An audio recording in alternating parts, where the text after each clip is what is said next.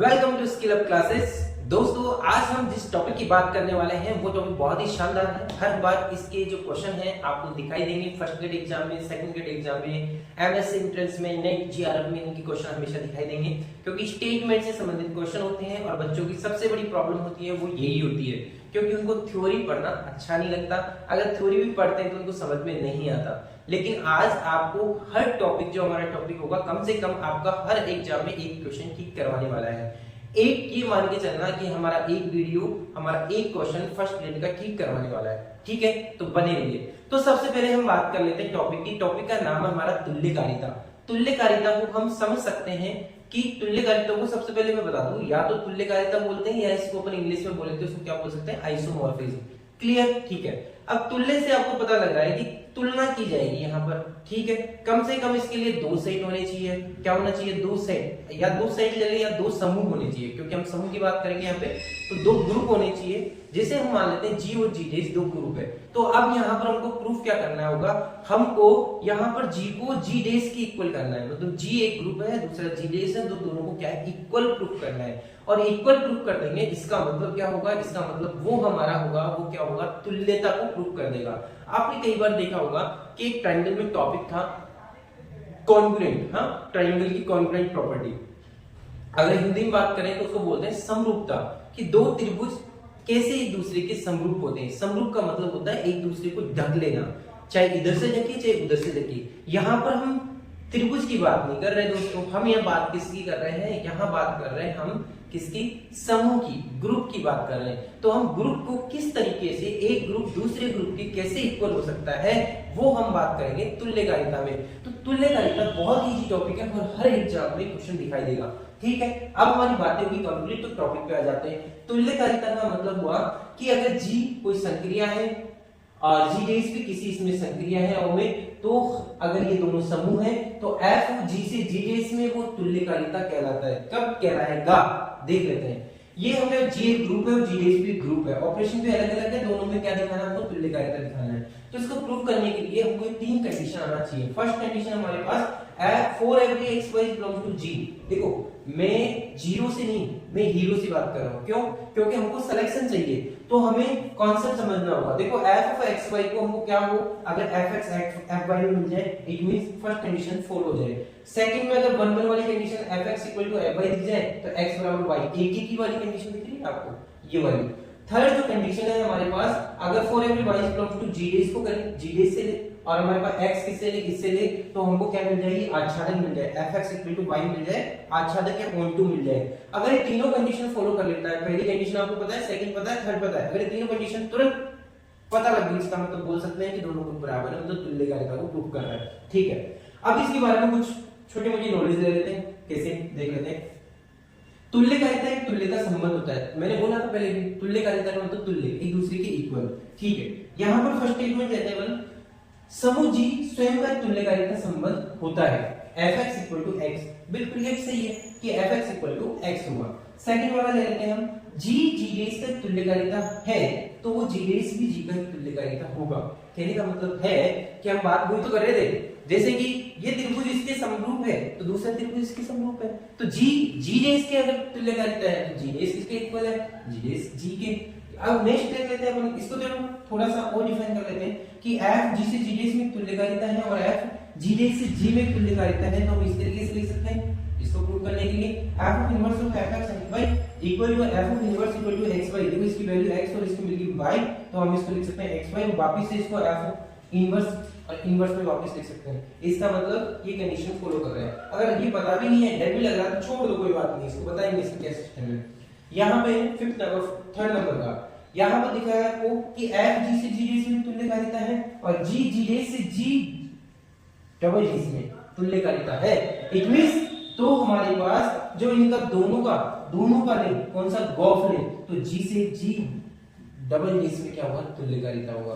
कहने का मतलब ये है, समरूपता में लेके चले अपन इसको, तो भाई एक त्रिभुज दूसरे के समरूप है, दूसरा त्रिभुज तीसरे के समरूप है, तो फर्स्ट त्रिभुज दूसरे तीसरे के समरूप होगा कि नहीं होगा, होगा। तो यहाँ पे ऐसे ही है भाई, जी जी डेस के और जी डेस जी डबल डेस के, तो इट मीन जी किसके होगा, जी डबल डेस के इक्वल हो जाएगा। ठीक है, तो ये हमारी कंडीशन फॉलो हो जाएगी। अब ये तो बात होगी अभी मोटी मोटी बात किसकी, तुल्यकारिता की, आइसोमॉर्फिज्म की। अब हम इसकी प्रॉपर्टी की बात करेंगे। कई बार क्वेश्चन तुल्यकारिता से डायरेक्ट इस तरीके से नहीं पूछा जाता एग्जाम के तौर पे, कई बार केवल स्टेटमेंट से आ जाते हैं। इसकी प्रॉपर्टी की बात कर लेते हैं, गुणधर्म की बात कर लेते हैं इसकी। तो गुणधर्म से डायरेक्ट क्वेश्चन पूछ लेते हैं, बहुत इजी होते हैं, सेकंडों में आंसर मिलेगा। देख लेते हैं कैसे। यदि f कोई फंक्शन है जिसे g बेस में तुल्यकारिता है, ठीक है, हमको ऑलरेडी दे रखा है तुल्यकारिता दे रखा है, इसका मतलब हमें पता है कि f इक्वल टू रेस है। ये समकालिता की कंडीशन देखी थी आपने, जैसे ही अपने स्टार्ट किया था टॉपिक तो उसमें देखा था। तो f इक्वल टू रेस है, तो f e रेस का whole of base equal to e raise का होल ऑफ बेस हो जाएगा, कर सकते हैं। और ये हमको पता है अगर यहाँ पर एलिमेंट का इनवर्स है तो फंक्शन का इनवर्स हो जाएगा, और यहाँ पर अगर एलिमेंट का क्या है हमारे पास, एलिमेंट का पावर है, तो उसका क्या हो जाएगा, फंक्शन का पावर हो जाएगा। ये तीन कंडीशन आपको ध्यान रखनी ही होगी, ठीक है, ये 100% ध्यान रखनी है, क्योंकि ऐसे कैसे कई बार इनमें बोल देता है ए बी और सी ऑप्शन और डी को अलग देता है, इनमें से कौन अलग है, तो वो भी आपके पास दिख जाएगा, डायरेक्ट क्वेश्चन होता है, ठीक है। इसके बाद में हम फोर्थ नंबर का लेते हैं, जो कि इंपॉर्टेंट है, बहुत ज्यादा इंपॉर्टेंट है। क्यों?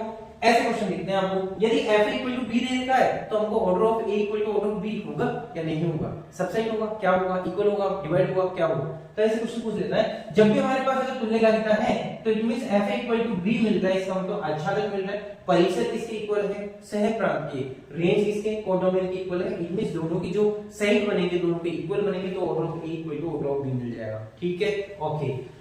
फिफ्थ नंबर की बात करें तो ऑर्डर ऑफ जी किसके इक्वल होगा, ऑर्डर ऑफ जी के। अगर दोनों तुल्य हैं, मैंने बोला था त्रिभुज में भी ऐसे ही होता है, अगर दोनों समरूप हैं तो हम बोल सकते हैं कि जो पहला वाला त्रिभुज की जो साइड्स की जो लेंथ है, जो दूसरे वाले त्रिभुज की साइड की जो लेंथ है उसके इक्वल होगा, एंगल भी इक्वल होंगे, तो वहां भी ऐसे ही है। तो यहाँ पर जैसे OE किसकी, order of A is equal to order of B, मतलब कोटि समान होगी। यहाँ पे हम बोल सकते हैं कि G की और G की दोनों की कोटि समान होगी।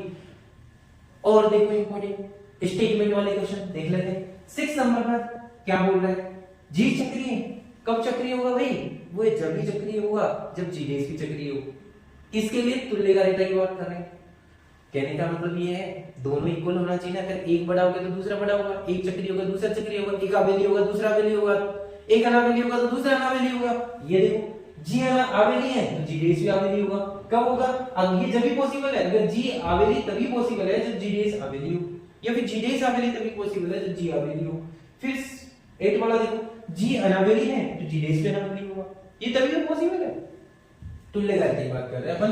लास्ट में हम 2 और जो कि बहुत इंपॉर्टेंट है, देखने में थोड़ा टिपिकल दिखते हैं, बाकी इजी है, और थोड़ा अलग से दिखने के कारण भी ये एग्जामिनर के लिए बहुत ही क्या करते हैं, वो अट्रैक्शन पावर दिखाते हैं। तो H सबसेट G का ये कब संभव है, जब FH सबसेट हो किसका, G डेस का। मतलब कहने का मतलब H सबसेट G का इसी में से लिया भाई, तो ये जो FH मिलेगा वो इसमें से मिलेगा, तो ये भी इसका सबसेट होगा, ठीक है, बहुत इजी है। अब यहाँ पर देखो यार, यह रेक्टेंगल वाला सेट दिख रहा है, इसको बोलते हैं प्रसामान्य। जिसको पता नहीं वो ध्यान रख ले, कुछ नहीं है टॉपिक में, कुछ भी नहीं है, करेंगे अपनी सी बात। H प्रसामान्य G की यदि और केवल यदि, कब, जब F ऑफ H प्रसामान्य किसका, G डेस का। समझ में है, तो ये हमारे पास बहुत ही इजी है। तो इसका मैंने एक छोटा सा पूरी प्रॉपर्टी है, ये इनका एक छोटा सा वो लिखा है आपने स्टेटमेंट, ये ध्यान रखो तो काम हो जाएगा। अगर कोई दो ग्रुप तुल्यकारी है तो उनकी कोटि समान होगी, दोनों चक्रीय होंगे, दोनों आवेली होंगे, तो हम बोल सकते हैं दोनों की कोटि समान होगी, दोनों समान आवेली होंगे, दोनों अगर अनावेली है तो दोनों समान अनावेली होंगे, दोनों चक्रीय होंगे, दोनों के सब उपसमुच्चय मतलब कि सबसेट, नंबर ऑफ सबसेट दोनों के समान होंगे, और लास्ट में बात करें तो दोनों की संरचना भी समान होगी।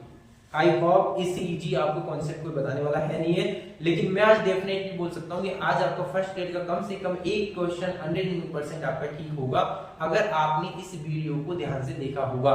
और मैं एक रिक्वेस्ट और करना चाहूंगा, इस वीडियो को आप डाउनलोड करके रखिए, जब भी आपको टाइम मिले, जब भी आपको नेट फैसिलिटी भी नहीं हो तो उस टाइम पे भी आप इसको रिवाइज करने के काम में लें, इसका स्क्रीनशॉट ले लें। और ऐसे ही हम कुछ वीडियो बनाएंगे, हर वीडियो आपका एक क्वेश्चन देने वाला है, और हम चाहते हैं कि आपके लगभग 120 क्वेश्चन आते हैं, ये 120 क्वेश्चन आपके 120 वीडियो में कंप्लीट हो जाए, ठीक है। तो अगर आप हमारे साथ इसी तरीके से बने रहेंगे, साथ में हमें लाइक देंगे, कमेंट करेंगे, सब्सक्राइब करेंगे और हमें शेयर का बटन जरूर दबाओगे, तो हम 100% आपके लिए हमेशा बने रहेंगे।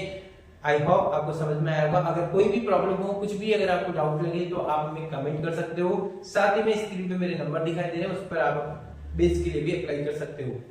बहुत ही कम समय में हम आपके लिए एमसीक्यू लेके आने वाले हैं जो कि फर्स्ट ग्रेड और सेकंड ग्रेड एग्जाम के पैटर्न पे होंगे। प्रीवियस ईयर के जो क्वेश्चन होंगे उसमें डले हुए होंगे।